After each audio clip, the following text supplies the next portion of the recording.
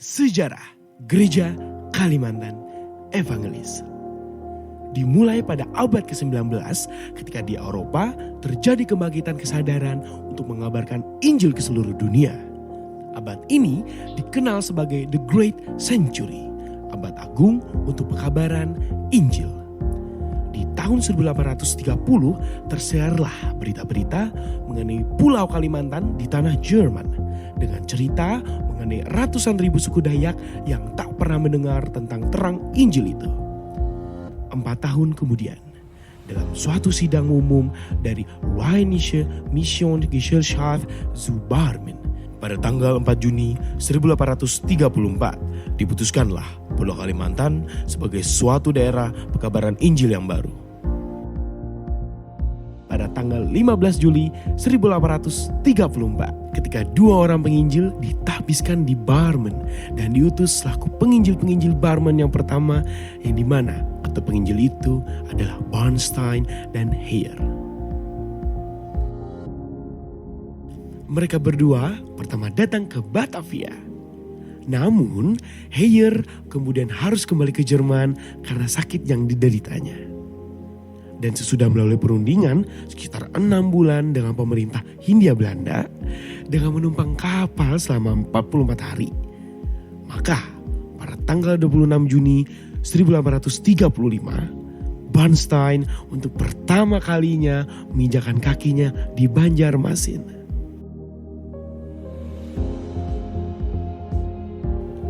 6 bulan kemudian datang lagi menyusul 3 misionaris dari Jerman, yakni Becker, Huppertz, dan Kruseman. Pada tahap awal kedatangan Bernstein di Kalimantan, beberapa bulan pertama ia mengadakan perjalanan ke pedalaman Kalimantan untuk menjajaki kemungkinan bagi pelaksanaan pemberitaan Injil.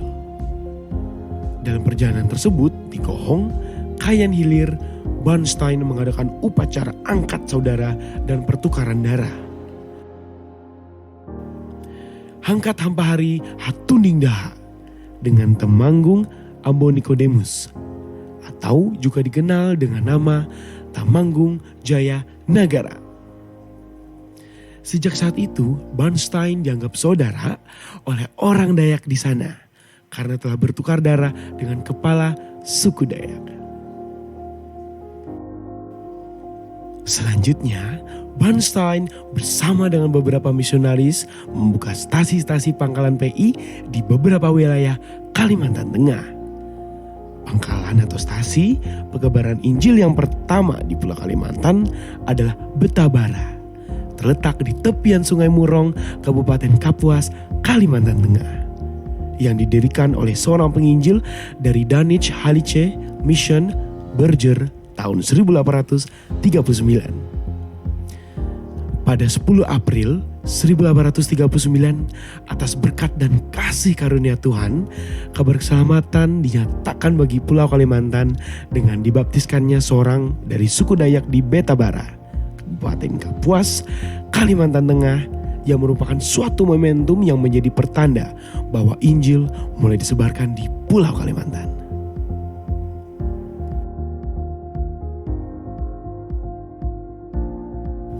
Periode pertama PI di Kalimantan mengalami cobaan berat ketika terjadi pemberontakan Hidayat dari Kesultanan Banjarmasin pada tanggal 1 Mei 1859. Pemberontakan ini pun memakan korban baik dari pihak pemerintah Belanda maupun para misionaris Jerman. 4 orang misionaris, 3 orang istri, dan 2 orang anak mereka pun mati dibunuh. Misionaris Roth, Wigan, dan istri. Misionaris Kain dan istri beserta 2 orang anak mereka pun mati dibunuh di Tanggohan. Misionaris Hofmeister dan istrinya pun dibunuh di Penda Alai.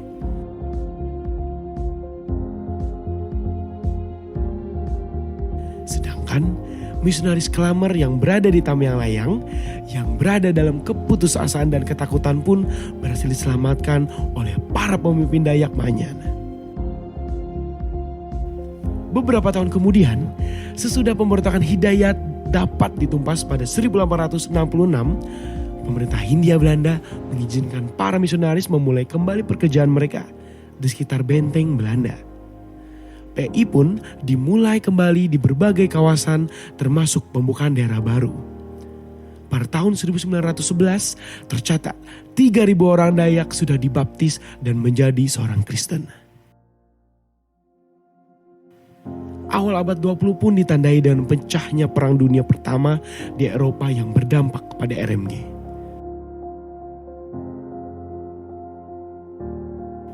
Setelah melalui berbagai pertimbangan, sebuah badan Zending di Basel, Swiss yang bernama Basler Mission Gesellschaft, maka pada tahun 1920 disepakatilah bahwa BM mengambil alih pelaksanaan PI di Kalimantan. Langkah BM adalah menempatkan 4 misionaris mereka di pangkalan induk, yakni misionaris Henking di Banjarmasin, Weiler di Tamyang Layang, Kuhnle di Mengkantip, dan Huber di Puruk Cahu. Orang Dayak yang dilibatkan dalam berbagai kegiatan PI pun belum banyak.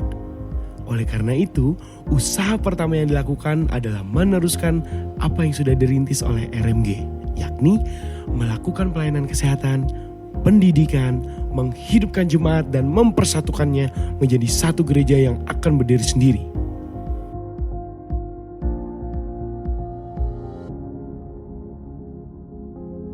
Peraturan gereja untuk orang-orang Kristen di Kalimantan pun mulai disusun. Sejumlah persidangan gereja pun dilaksanakan, seperti diterimanya peraturan sidang jemaat Kristen yang disahkan oleh RMG pada tahun 1912. Pertemuan para misionaris dan sejumlah utusan jemaat yang dilaksanakan di Banjarmasin pada tanggal 3-4 Maret 1925. Konferensi Pekerja Zending pada tahun 1926, 1928 dan 1930. Selanjutnya, Sinode Mandomai pada tahun 1930 yang memutuskan menerima secara resmi peraturan sidang jemaat Kristen di Borneo Selatan yang sudah diperbarui sebelumnya dan dipilihnya anggota Majelis Sinode yang pertama. Sejak tahun 1930 dilakukanlah persiapan untuk membentuk jemaat-jemaat yang tersebar di Kalimantan hasil PI, RMG, dan BM ke dalam satu wadah lembaga gereja. Dalam rangka persiapan itu, pada 1932 didirikanlah Sakula Pandita, sekolah teologia di Banjarmasin yang diikuti oleh 5 orang pemuda dari suku bangsa Dayak. Usaha memperkuat peran orang Dayak pun dilakukan dengan serius oleh pihak Zending BM. Pada persidangan Sinode Umum kedua di Kuala Kapuas yang berlangsung sejak tanggal 2-6 April tahun 1935 yang dihadiri oleh 30 orang Kristen Dayak dan 8 orang penginjil Zending dengan mengambil tempat di gedung gereja Barimba. Dalam persidangan tersebut pun pada tanggal 4 April tahun 1935 pukul 12 siang dengan suasana penuh hikmat dan atas perkenaan Tuhan disahkan secara resmi peraturan gereja pertama Gereja Dayak Evangelis. Inilah tanggal yang dinyatakan sebagai berdirinya Gereja Dayak Evangelis yang disingkat GDE sebagai gereja yang berdiri sendiri yang disahkan dengan SK Gubernur Hindia Belanda nomor 23. Kemudian pada 5 April tahun 1935 di Gedung Gereja Ham Patung di Kuala Kapuas bersamaan dengan perayaan genap 100 tahun pekabaran Injil di Kalimantan, kelima pemuda Dayak lulusan Sakula Pandita Sekolah Teologi Banjarmasin pun ditahbiskan menjadi pendeta-pendeta pertama dari Gereja Dayak Evangelis.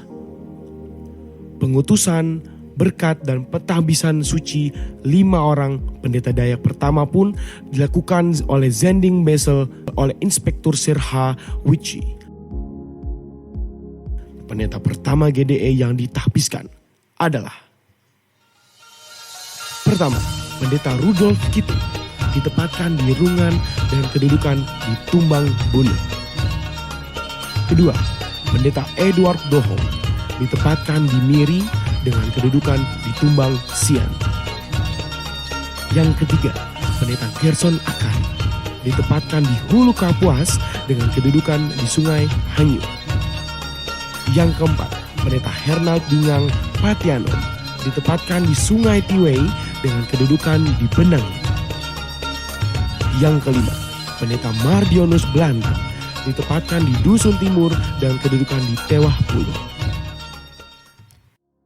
1937 diadakan konferensi pengerja Zending yang menegaskan badan Zending patutlah semakin berkurang dan gereja Dayak makin bertambah. Hendaklah kita semakin mengundurkan diri sampai pada pelayanan persaudaraan dan nasihat. Awal bulan 1942 merupakan awal habisnya para pengerja yang berasal dari badan Zending di Eropa. Dan hancurnyalah sejumlah sarana yang didirikan oleh Zending. Hubungan dengan Zending di Eropa pun putus sama sekali. Pada masa pendudukan Jepang, inilah GDE yang masih muda harus benar-benar mampu berdiri berdasarkan kekuatan sendiri. Pada masa kini, pula datang sejumlah pendeta dari Jepang seperti pendeta Shirato, pendeta S. Honda, dan pendeta K. Kaneda, dan juga pendeta Suzuki. Dengan bantuan beberapa pendeta Jepang, GDI pun terus berbenah diri. Melalui sejumlah konferensi, GDE semakin memantapkan organisasi dan kehadirannya sebagai gereja Tuhan di Kalimantan.